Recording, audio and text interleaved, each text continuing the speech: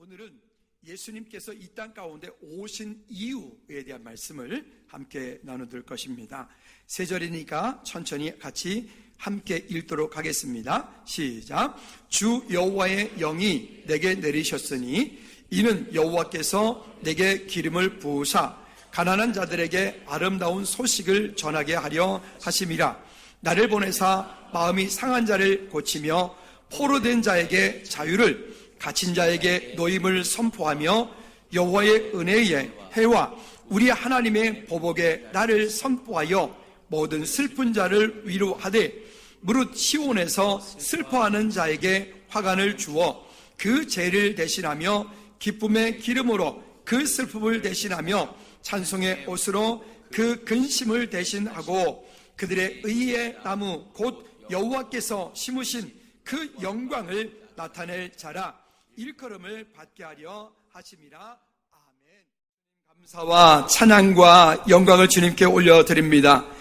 우리를 위하여 십자가에 피 흘려 돌아가심으로 우리의 인생의 모든 문제를 해결하시기 위하여 오셔서 고난받으시고 또 고난받으실 뿐만이 아니라 우리를 위하여 부활하시고 또 다시 오심하 약속하신 재림의 약속을 말씀을 붙잡고 오늘도 이 땅을 믿음으로 살 수 있도록 은혜 주신 주님 영광 받으시옵소서. 호산나 다윗의 자손이여 라고 모든 백성들이 기뻐 주님을 찬송했던 그 찬송이 우리의 찬송이 되게 도와주시고 다시 오심하 약속하신 그 약속의 말씀을 붙잡고 오늘 우리 앞에 있는 모든 환경들을 이길 수 있는 다스리고 정복하는 은혜의 모든 죄들 되게 도와 주시옵소서.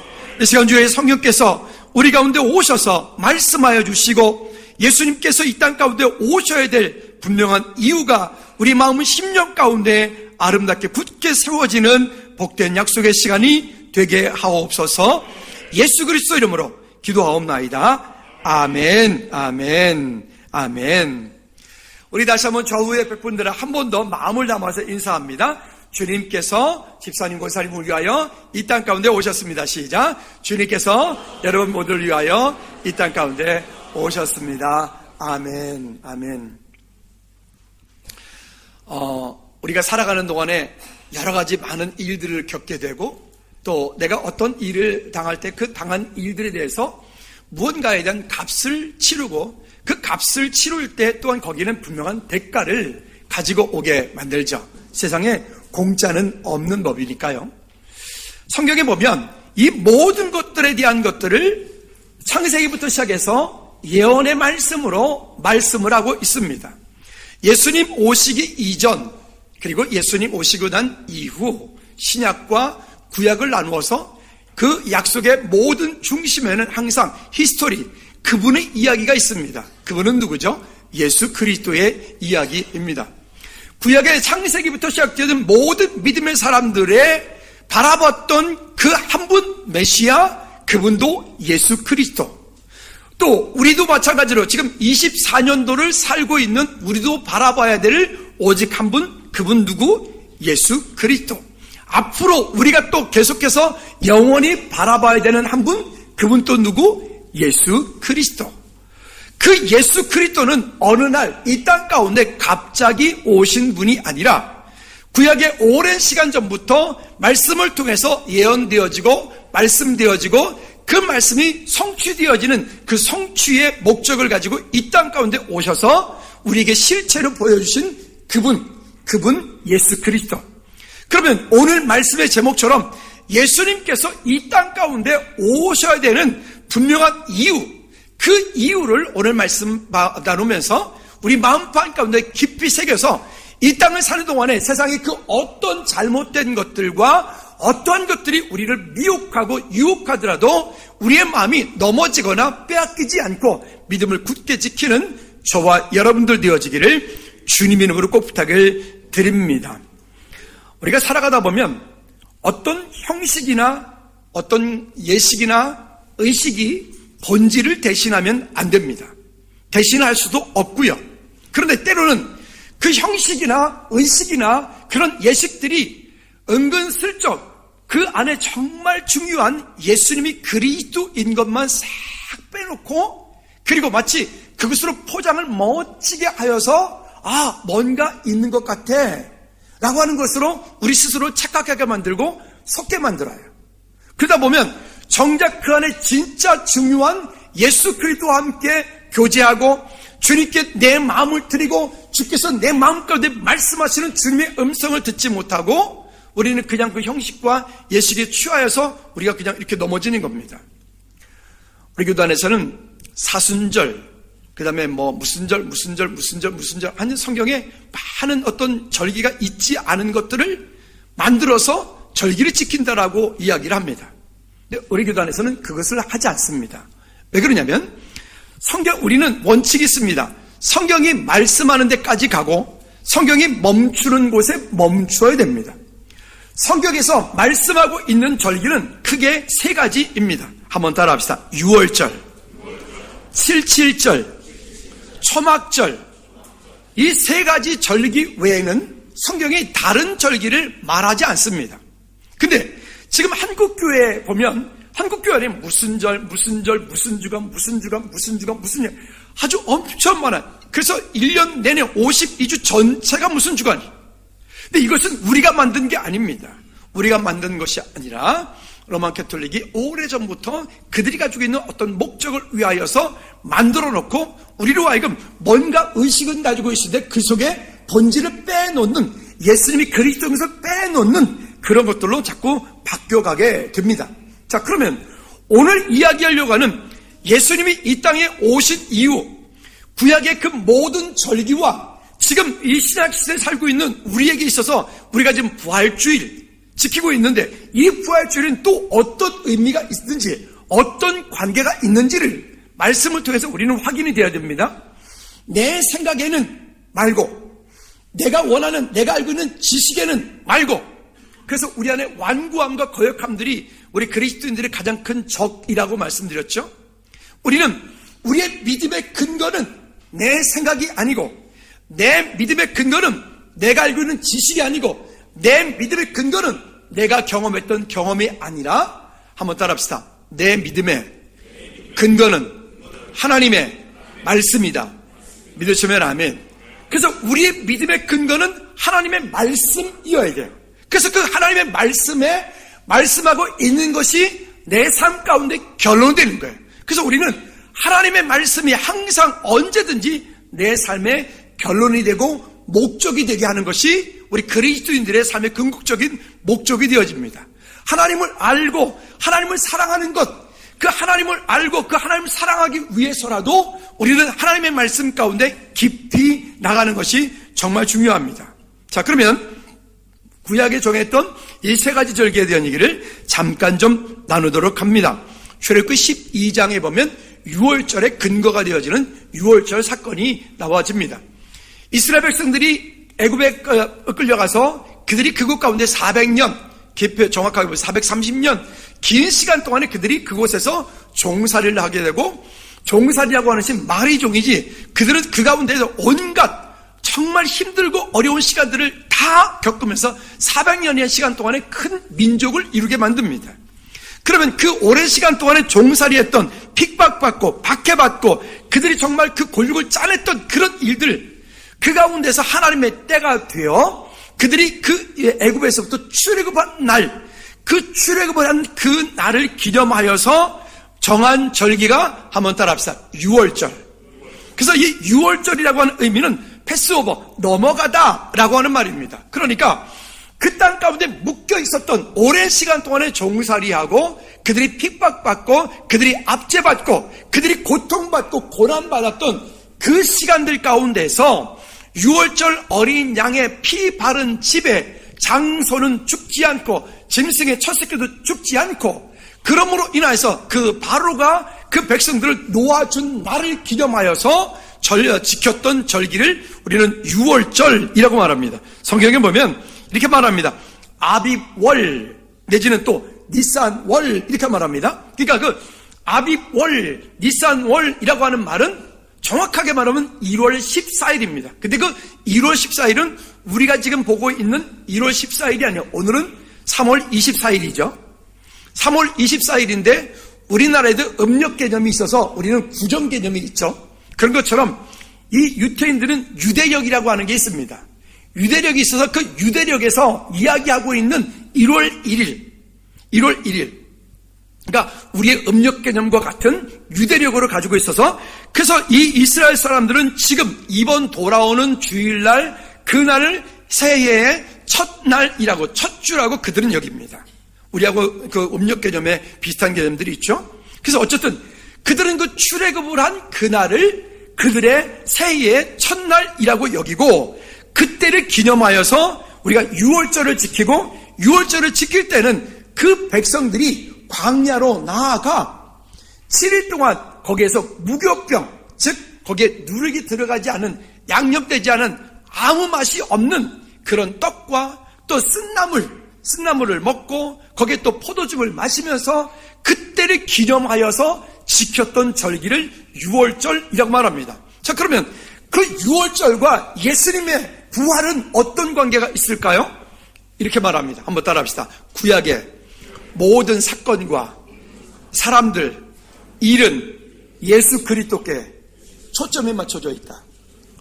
다시 말하면 구약의 모든 절기, 사람, 어떤 사건들은 예수 그리스도를 말씀하려고, 예수 그리스도께 방향을 맞추려고 거기에 집중하여 기록이 되어 있습니다.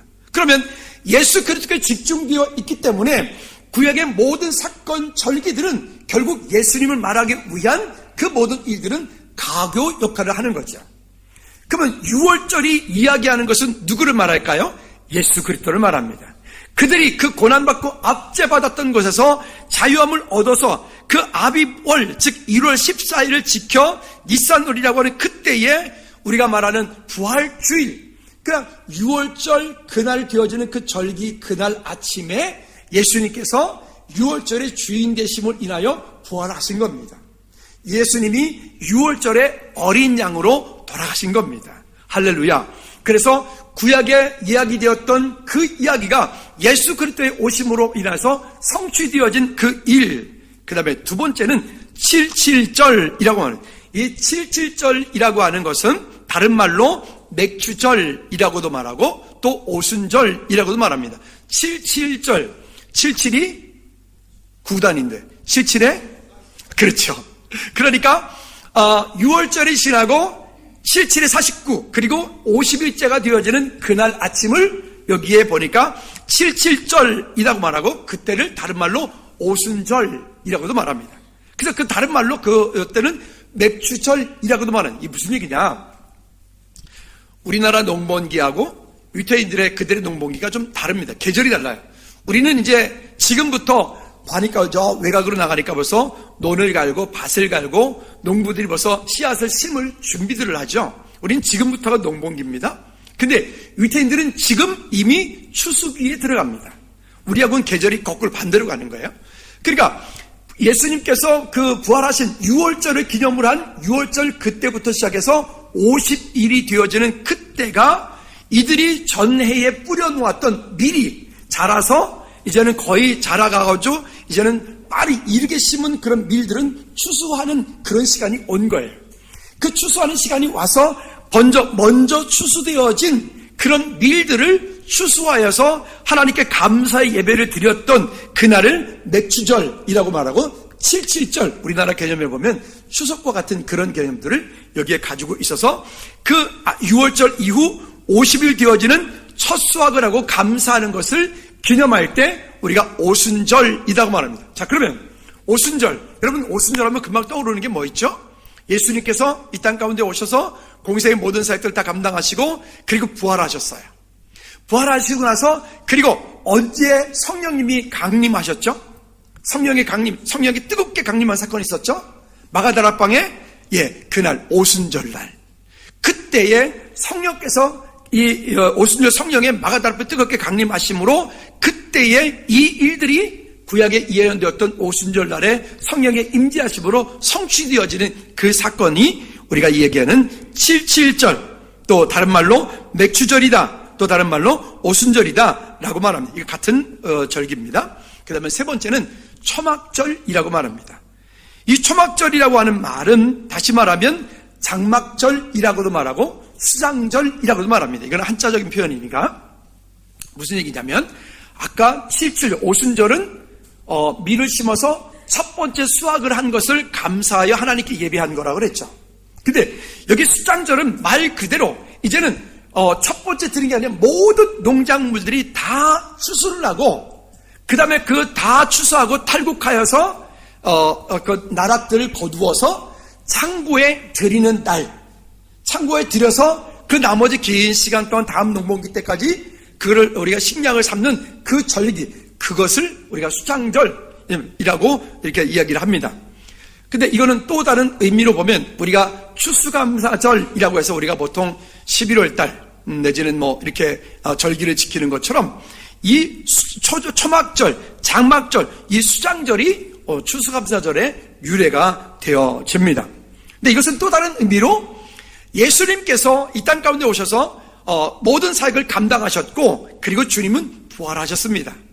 그리고 부활하신 모습을 본 그대로 예수님 이 땅에 다시 재림하신다고 말씀하고 계십니다. 할렐루야. 그래서 이때 즉 예수 그리스도의 재림 때가 그때가 되었을 때 우리 모든 성도들이 먼저 간 성도도 이 땅에 남아있는 성도도 육체가 흙으로 돌아가 있던 죄로 돌아가 있던 모두가 다 그때 다시 부활하여 영원한 하나님 나라 천국에 들어가는 입성하는 그 이야기들로 이루어질 것입니다. 그 일은 주님 이 땅에 재림하실 그때 되어질 일입니다.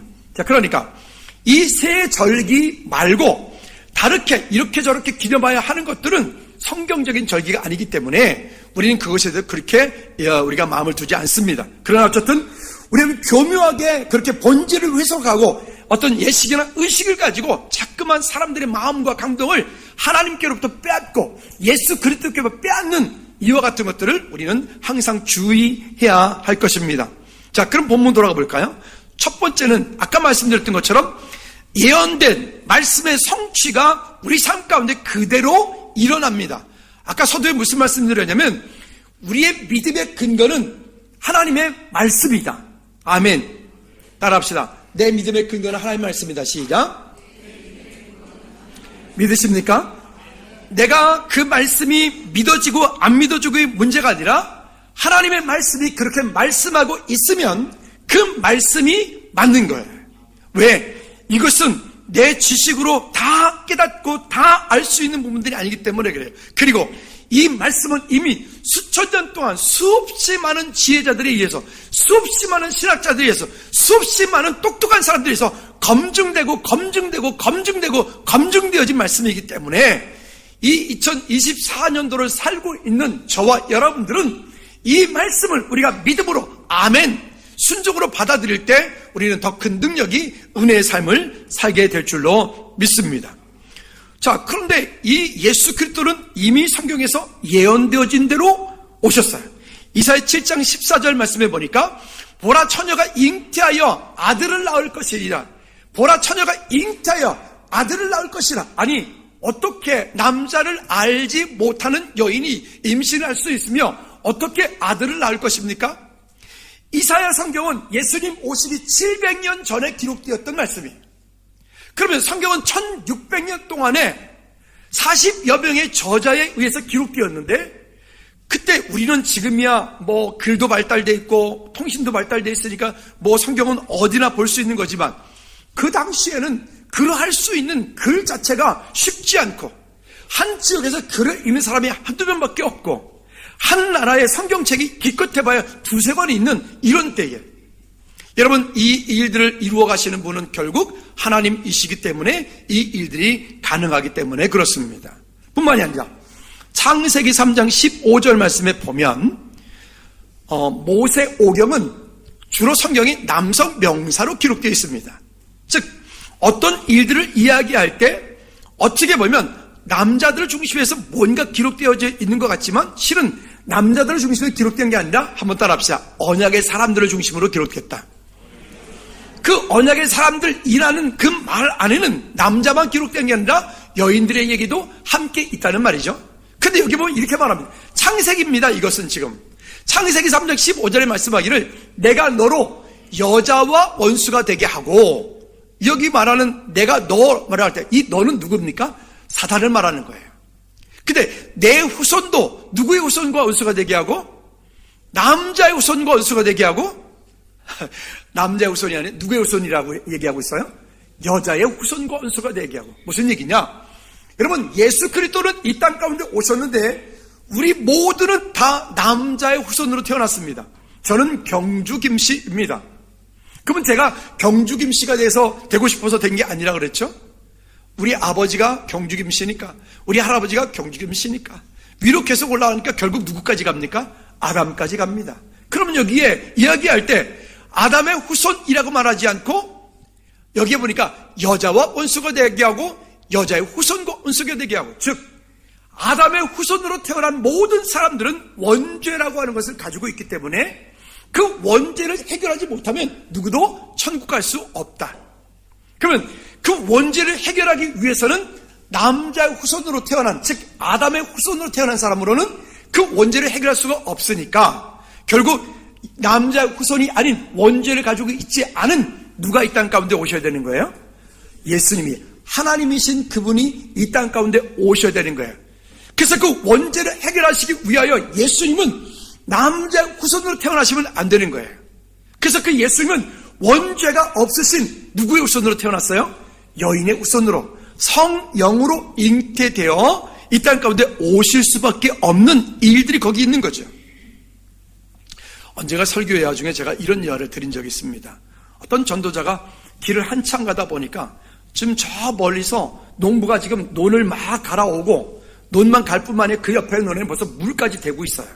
근데 개미들이 보니까 뭐가 바쁜지 막 자기들이 먹을 걸 날리고 알을 나르고 막 정신없어요. 이 전도자가 그걸 바라보고, 야 개미들아, 저게 지금 여차저차해, 너희 좀 있으면 큰일 나, 빨리 피해야 돼. 여러분, 개미가 알아들을까요, 안 알아들을까요? 절대 알아들을 수 없죠. 어떻게 알아듣겠어요? 그러면 방법이 하나 있는데 어떻게 하면 될까요? 간단합니다. 이 전도자가 누가 되면 돼요? 개미가 되면 돼. 개미가 되어서 개미들의 언어로, 자 이만저만 하다, 우리 이만저만 하니까 우리 빨리 피하자, 살 길은 이렇게 하는 거다. 그게 가능합니까? 불가능해. 전혀 이 세상 가운데 불가능한 이야기입니다. 근데 그런 일이 벌어진 거예요. 그것이 무엇입니까? 예수님이, 하나님이신 그분이 우리와 똑같은 육신의 몸을 입고 그것도 원죄 없이 이 땅 가운데 오셔서 우리를 십자가 피 흘려 돌아가심으로 우리의 원죄 문제를 단번에 해결하신 이 사건. 구약의 모든 믿음의 사람들이 만약에 어떤 살아가다가 범죄하면 그 범죄한 대가를 치르는 방법은 번제로 드리는 거예요. 즉 번제라고 하는 것은 만약 내가 어떤 잘못을 했다면 흠 없는 어린 양을 끌고 와서 제사장 앞에 보이고, 제사장은 그 사람이 가지고 있는 죄를 그 양에게 전가 다 뒤집어 씌워요. 뒤집어 씌워 놓고, 그리고 그 번제단 앞에서 양을 잡아. 근데 양을 잡을 때 1번 제사장이 잡는다, 2번 본인이 잡는다. 여러분들이 이미 알고 있죠? 누가 잡아요? 더 크게 누가 잡아요? 제사장이 잡는다고 하면 안 돼요. 제사장은 옆에서 도와주는 겁니다. 당신이 지금 무슨 일을 했는지, 어떤 일이는지, 이 양을 잡는 의미가 무엇인지, 이 양을 잡는 것은 결국 유월절 어린 양 메시아를 바라보게 하는 것, 그 일을 도와주는 거죠. 그 피를 흘리는 그 모습을 보면서 내가 이렇게 죽어야 되는데, 누가 양이 나를 위해 이렇게 죽는데, 그것을 바라보면서 누가 메시아가 이 땅 가운데 오셔서 나를 위하여 이렇게 피 흘려 돌아가실 것이다 라고 하는 것을 회개하는 겁니다. 할렐루야. 그 일들을 이루신 분, 그래서 예수님이 이 땅 가운데 오실 수밖에 없는 거죠.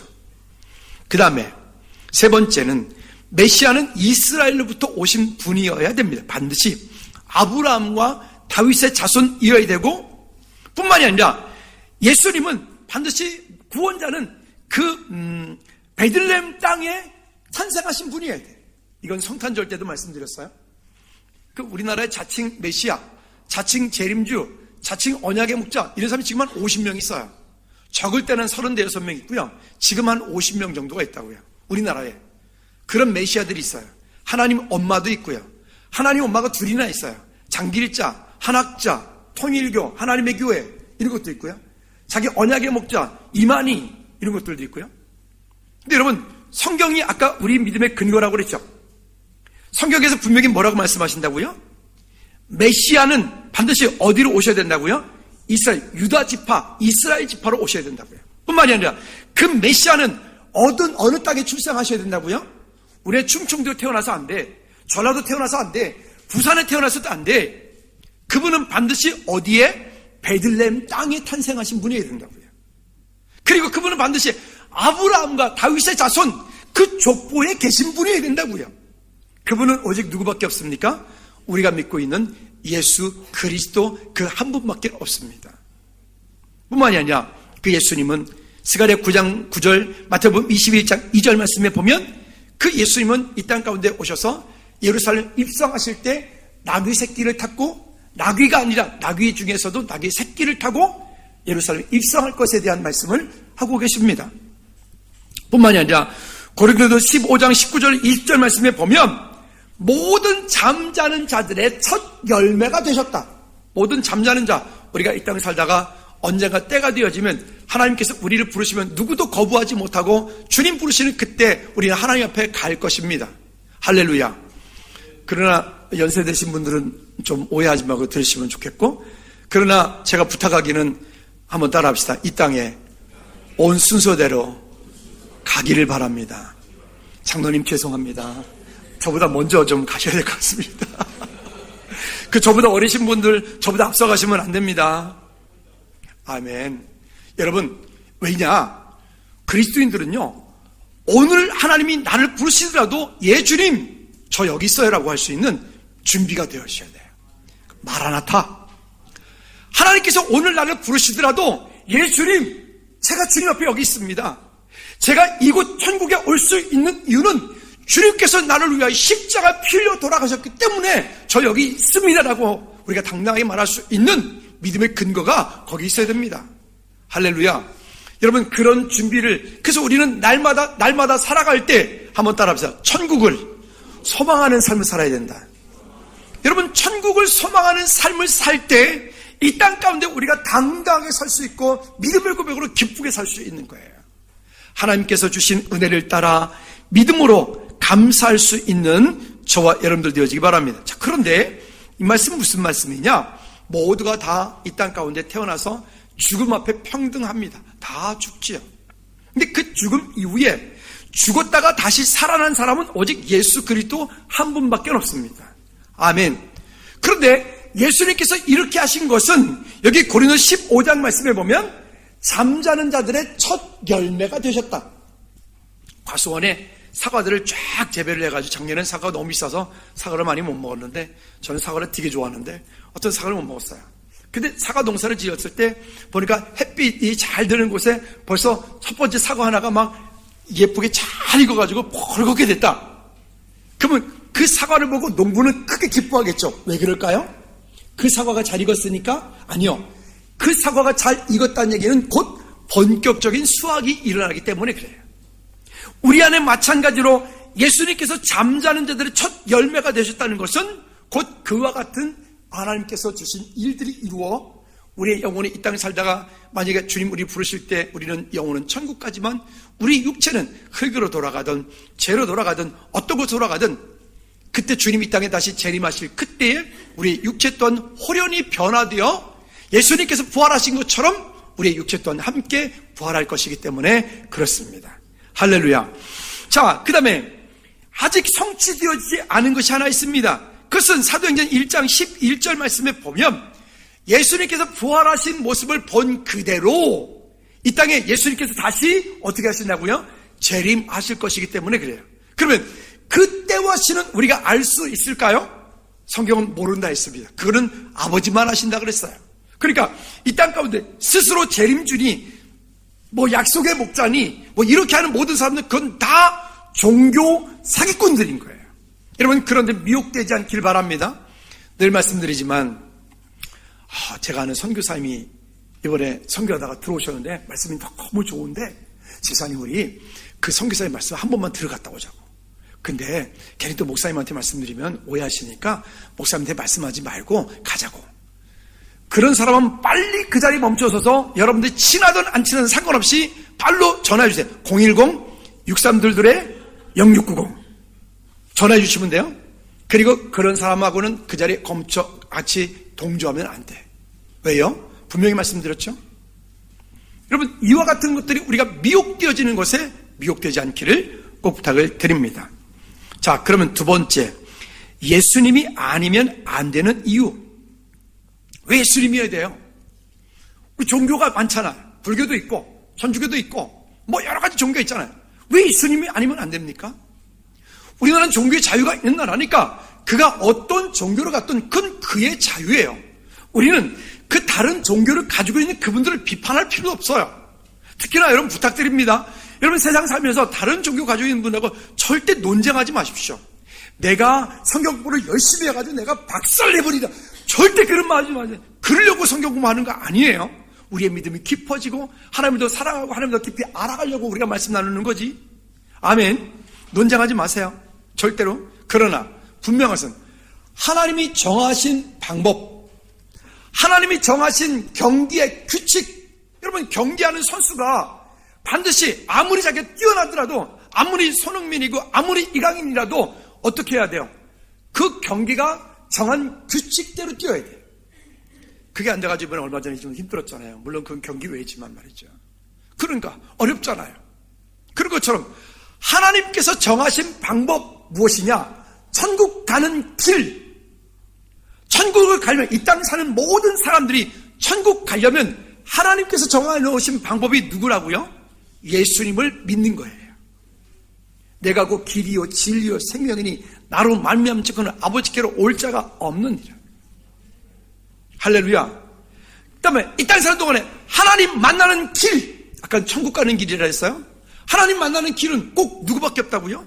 예수님밖에 없다고요. 왜? 다른 이로서는 구원 얻을 수 없나니 천하인간의 구원 얻을 만한 다른 이름을 우리에게 주신 일이 없음이니라. 뿐만 아니라 디모데 2장 5절 말씀에도 하나님과 사람 사이의 중보자는 오직 한 분이신 그리스도 예수라. 그래서 우리는 예수 믿는 거예요. 그러니까 제가 다시 부탁드립니다. 여러분, 세상에 사는 동안에 다른 종교 가지고 있는 분들하고 여러분 논쟁하시지 마십시오. 누가 뭐라고 하거든요. 아, 그러냐고. 그래, 알았다고. 그래, 자기 자신한테 잘하고. 그냥 끝나세요.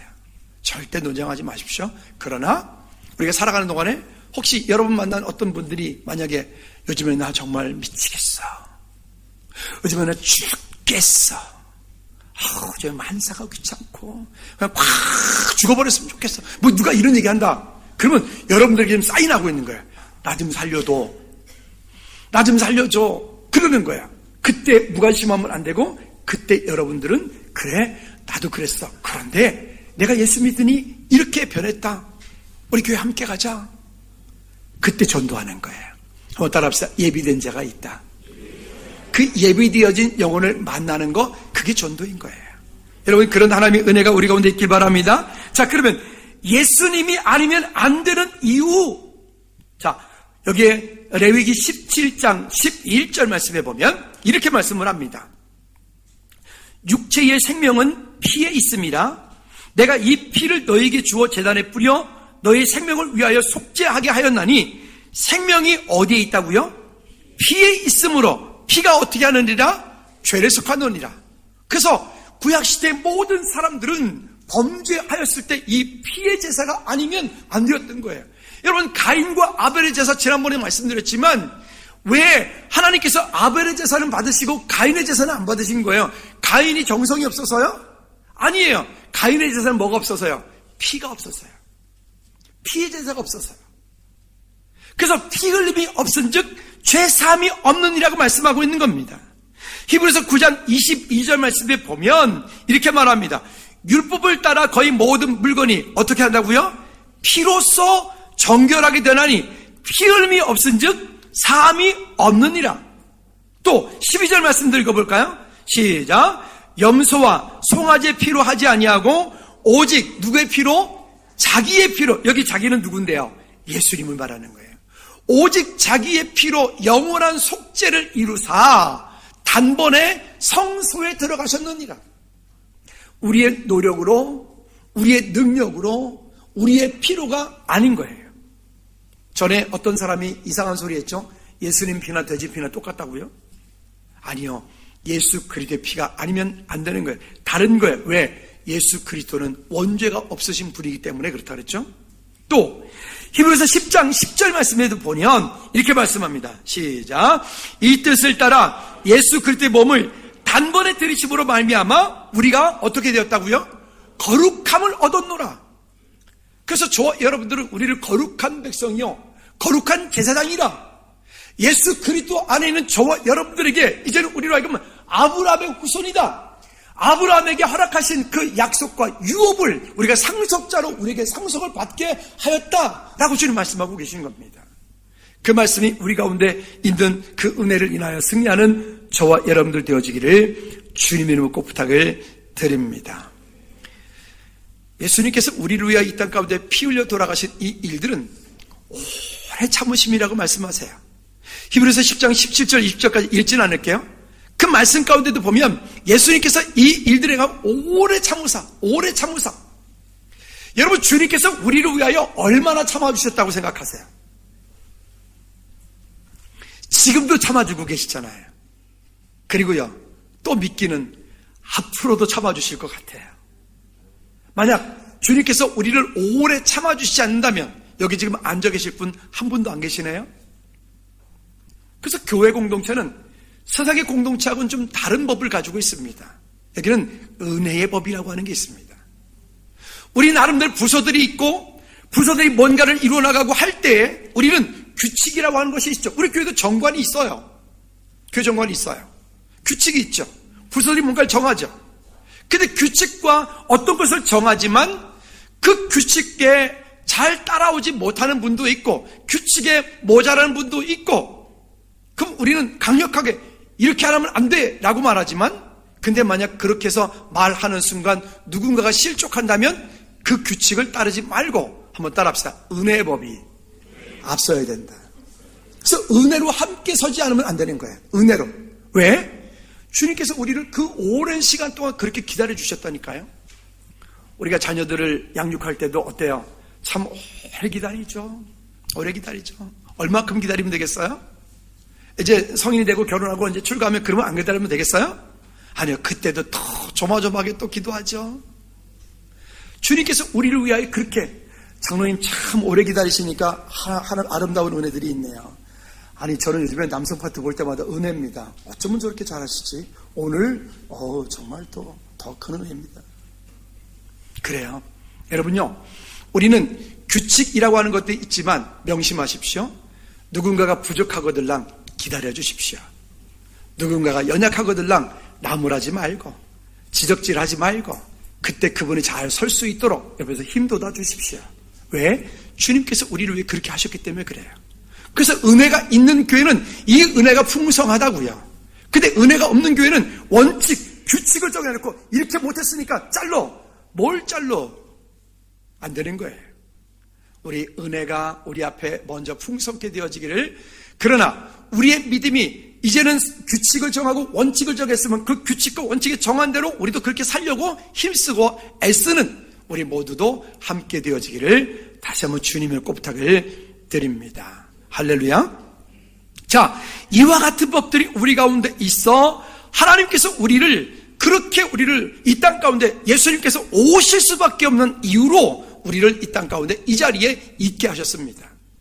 여러분, 주님의 은혜가 아니면 우리는 누구도 이 자리에 앉아 있을 수가 없기 때문에 그렇습니다. 디모데전서 2장 5절 말씀 아까 잠깐 말씀드렸는데 다시 한 번 더 읽어보도록 하죠. 한번 시작.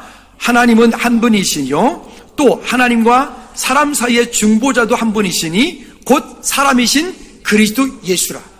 그 하나님과 사람 사이의 중보자는 오직 누구밖에 없다고요? 예, 그건 신부도 안 돼. 그건 목사도 안 돼. 오직 누구밖에 안 돼요? 예수님밖에 안 돼. 그래서 예수 그리스도 안에, 그래서 우리가 어떤 일을 할 때 제가 우리 사역자들이랑 종종 이런 얘기를 합니다. 여러분들이 어떤 것들에 대해서 허용해 주지 마세요 라고 말해요. 무슨 얘기냐? 전사님 제가요 이번 주에 모든 인버스해가지고 이만저만 해가지고 그래요. 그러면 알았어요. 그렇게 하는 순간 그분은 죄 탕감 받았다고 생각하는 거예요. 그렇게 하지 말라고요. 여러분, 우리가 믿음 안에서 다시금 세워져가는 우리 모두가 되어지기를 주님의 꼭 부탁을 드립니다. 자, 그러면 예수님이 아니면 안 되는 이유 충분하죠? 아까도 말씀드렸던 예수 그리스도 안에 하나님 만나는 길이 없다니까요. 예수님이 아니면 천국 가는 방법이 없다니까요. 그래서 예수님이 이 땅에 오신 것입니다. 따라합시다. 예수님이 아니면 절대 하나님 만날 수 없고 천국 갈 수 없다. 그래요. 우리는 뭐 다른 종교 비판하지 마세요. 우리는 특히나 우리나라에서는 하지 마세요. 절대로 하지 마세요. 다만 그분들 가운데 예비되어진 분들이 있거들랑 그분들이 하나님의 은혜 가운데 들어올 수 있도록 우리가 믿음으로 함께 잘 섬길 수 있기를 꼭 부탁을 드립니다. 세 번째는, 그러면 예수님께서 이 땅 가운데 오신 이유, 아까 우리 본문 말씀 1절부터 3절까지 말씀을 읽었습니다. 여기 1절 말씀에 보면 가난한 자에게 아름다운 소식을, 또 상한 자에게 상한 자를 고치고, 포로된 자에게 자유를, 갇힌 자에게 노임을, 또 은혜와 해, 어떤 우리가 원수가 판 어떤 일이 있어요. 내가 저놈을 가만히 두고 보자, 내가 원수를 갚으리라 말하지만 우리 그리스도인들은 성경이 뭐라고 하면 내가 원수 갚지 말아라 라고 말씀하세요. 우리로 알고 원수 갚는 일을 하지 말래요. 왜? 하나님께서 우리 대신 때가 되었을 때 그것을 갚겠다. 여기 지금 본문에 그 말씀하고 있는 겁니다. 여기에 하나님의 보복의 날을 선포하여 모든 슬픈 자를 위로하되, 어떤 탄압받고 압제받고 정말 힘든 상황 가운데 있을 때라도 우리를 그것을 향해서 우리가 막 대적하고 대드는 것이 아니라 하나님의 때를 바라보라. 하나님께서 그 일을 갚으시겠다고 말씀하고 있는 겁니다. 승리하시기 바랍니다. 그러면 또 말씀하세요. 그래서 슬퍼하는 자에게 화관을, 제 대신 기쁨을, 또 찬송의 옷을 우리에게 주셨고, 근심 대신에 감사로, 또 의의 나무 곧 여호와께서 세보신 그 영광을 나타낼 것을 우리로 이루게 하시는 일들, 원수의 목전에서 우리에게 상을 주시는 그 하나님의 놀라운 은혜들. 그래서 여러분, 우리가 주님을 전적으로 신뢰하는 거예요. 우리가 전인격적으로 주님을 의지하는 겁니다. 왜? 내가 하는 것보다 주님께서 내 삶 가운데 주시는 일들이 더 크기 때문에 그래요. 승리하시기를 주님으로 꼭 부탁을 드립니다. 자, 뿐만이 아니라 성경 여기저기에서 예수님이 오신 수없이 많은 목적에 대한 얘기를 해요. 그 중에서 몇 가지만 나눠보도록 하죠. 첫째는 마가복음 10장 45절 말씀에 보면 자기 목숨을 대성물로 내어주려 하심이라. 즉, 내가 죄를 지어 내가 그렇게 십자가에서 내가 사형당해야 되는데 나를 대신하여 예수님께서 십자가에 대신 형틀에 돌아가셨어요. 물과 피를 다 쏟으셨어요. 누구를 위하여서? 나를 위해서. 한번 따라합시다. 예수님께서 나를 위하여 십자가에서 피 흘려 돌아가셨습니다. 우리 마음을 담아서 우리 옆에 분한테 이렇게 축복합니다. 예수님께서 당신을 위하여 십자가에 피 흘려 돌아가셨습니다. 시작. 예수님께서 우리 모두를 위하여 십자가에 피 흘려 돌아가셨습니다. 아멘. 여러분, 그게 믿음이에요. 그것을 믿는 것이 믿음이에요. 그 믿음을 가지고 우리는 하나님 앞에 바라봅니다. 어줍지 않게 그저 적당히 알아가지고, 그러니까 자꾸만 내가 옳다 네가 옳다 그러는 거야. 다시 한번 하나님의 말씀이 우리 삶 가운데 결론이 되는 은혜가 있기를 주님을 꼭 부탁을 드립니다. 몇 번 말씀드렸지만 신대원에 이제 교수를 평생 하시던 분들이 은퇴를 하시면 거의 대부분 귀하신 분들이 이제 은퇴 세미나라고 하는 것을 하십니다. 근데 이제 교수님들이 은퇴 세미나 하실 때 가보면 이분들이 늘 이런 말씀하세요. 이제 좀 성경이 조금 보이는데, 이제 좀 사람이 조금 보이는데, 이제 좀 하나님의 사랑을 조금 안 것 같은데, 이제 은퇴하는 거예요, 당신께서. 거기에 대한 아쉬움, 거기에 대한 어떤 이제 좀 뭔가 할 것 같은데, 그분들이, 그 어르신들이, 그 대단한 신학자들, 우리나라에 대단한 신학자가 참 많거든요. 근데 그런 대단한 신학자들이 그런 말씀하실 때 막 저는 한없이 쭈그러지는 것 같아요. 그러면 저 어르신이 저렇게 얘기할 정도면 그럼 난 뭐야? 그러니까 겸손할 수밖에 없는 거예요. 내가 아는 것은 그저 아무것도 아닌 것이 될 수 있는 거예요. 여러분, 하나님을 날마다 경험하는 믿음의 삶, 은혜의 삶이 되어지기를 주님을 꼭 부탁을 드립니다. 또 뿐만이 아니라 누가복음 5장 32절 말씀에 보면 내가 의인을 부르러 온 것이 아니요 죄인을 불러 회개시키러 왔노라. 우리를 온전하기 때문에 이곳에 부르는 게 아니에요.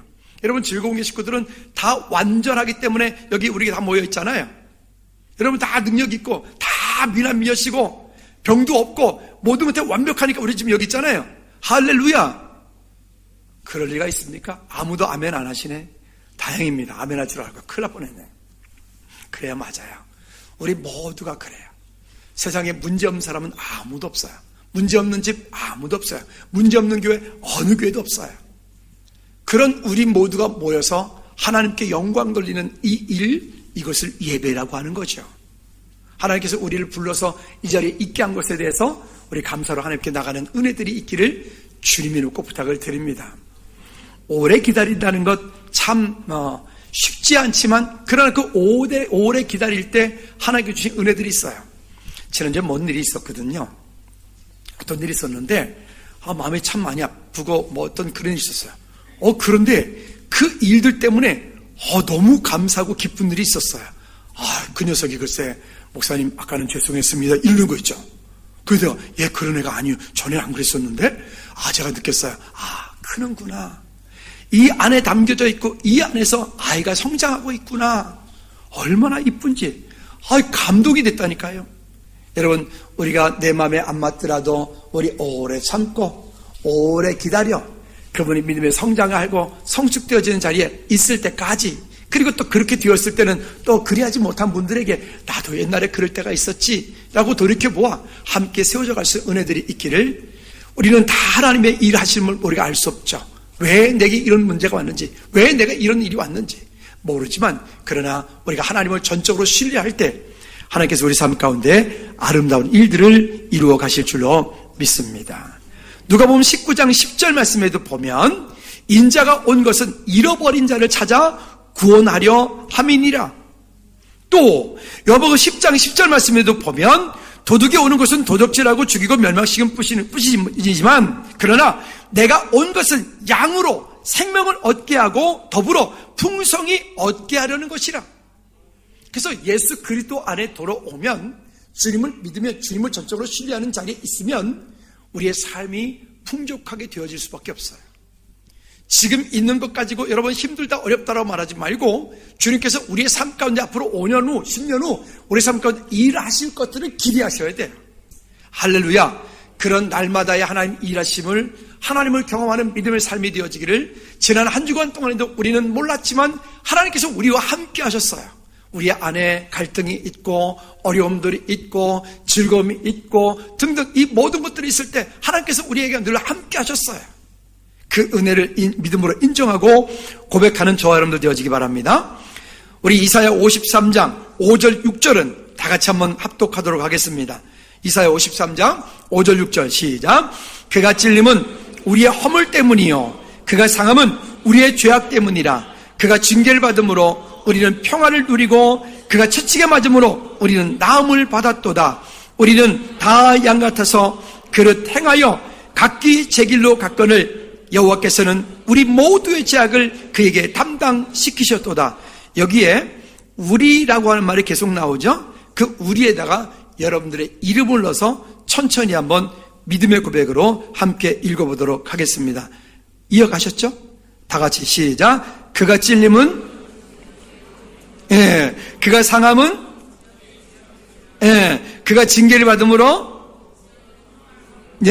그가 채찍에 맞음으로 그 다음에 양같아서 그릇 행하여 각기 제 길로 갔거늘 여호와께서는 모든 죄악을 그에게 담당시키셨도다. 아멘. 우리 시간 한번 기도합시다.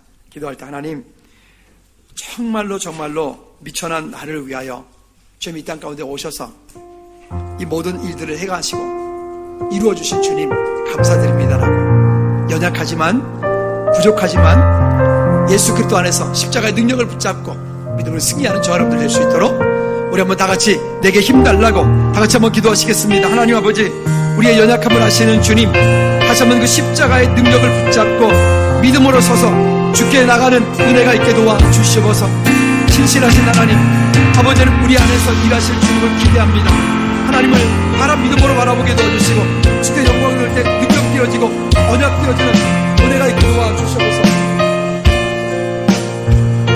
하나님 아버지, 우리의 삶을 통해서 역사하신 주님을 바라보게 하여 주시옵소서.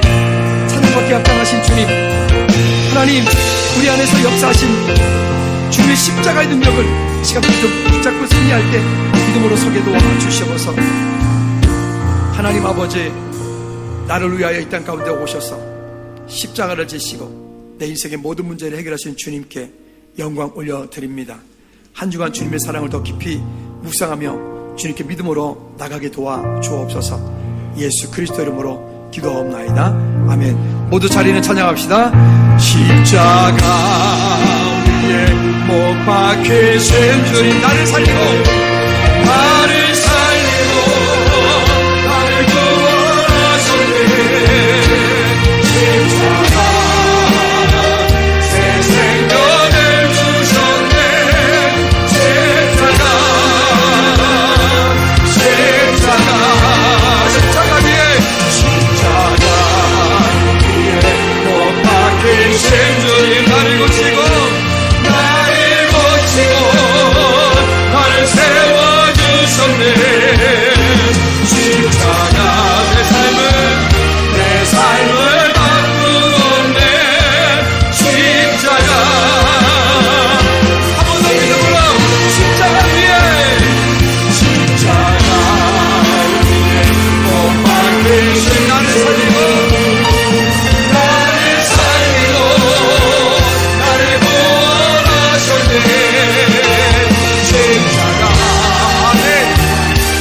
생명을 주셨네. 십자가 주달려 주도세. 십자가. 우리 한 번 더 옆에 분과 인사합니다. 주님께서 당신을 위하여 십자가에 못 박혀 돌아가셨습니다. 시작. 주님께서 여러분 모두를 위하여 십자가에 못 박혀 돌아가셨습니다. 아멘.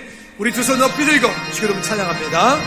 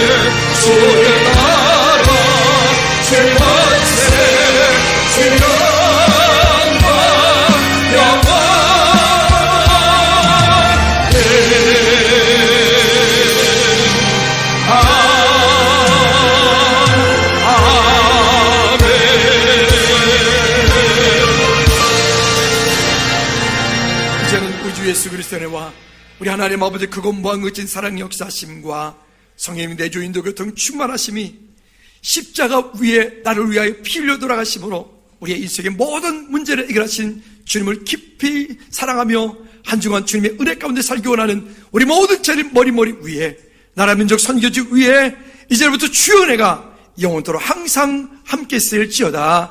아멘.